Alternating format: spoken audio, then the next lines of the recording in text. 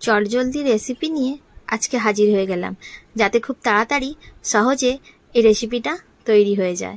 রেসিপিটার নাম হলো ধোকার ডালনা। চলো কিভাবে বানিয়েছি সেটা তোমাদের সাথে আজকে শেয়ার করি। ফার্স্টে আলুগুলোকে কেটে নিয়েছিলাম। বেশি পরিমাণে আলু দিইনি, কারণ ধোকার তরকারিতে বেশি পরিমাণে আলু দিলে একদম ভালো লাগে না। তারপর কড়াতে একটু তেল দিয়ে শুকনো লঙ্কা, তেজপাতা আর কালো জিরে ফোড়ন দিয়ে আলুগুলোকে একটু লাল লাল করে ভেজে নেব। তার মধ্যেই মশলাটা বানিয়েছিলাম, নিরামিষ যেহেতু বেশি কিছু অ্যাড করিনি। জিরে, টমেটো আর আদা একটু পেস্ট করে নিয়ে ভালো করে মশলাটা কষিয়ে নেওয়ার পর আলুগুলো একটু সেদ্ধ করতে দেবো। আলুগুলো যেই সেদ্ধ হয়ে যাবে তার মধ্যে ভেজে রাখা ধোকাগুলো একে একে দিয়ে দেবো। আমার কাছে ভাজা ধোকাগুলো ছিল, তাই আমি তাড়াতাড়ি রান্না করতে পারলাম। এই ধোকার রেসিপিটা সেটা তোমাদের সাথে পরে শেয়ার করব।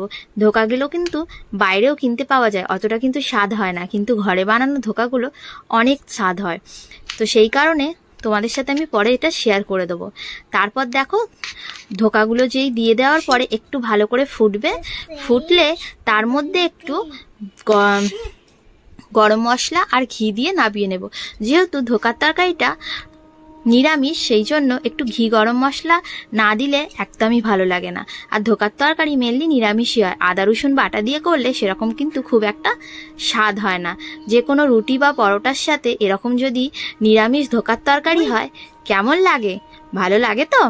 তোমরাও তাহলে চটজলদি বানিয়ে ফেলো এই রেসিপিটা। আজকের জন্য টাটা।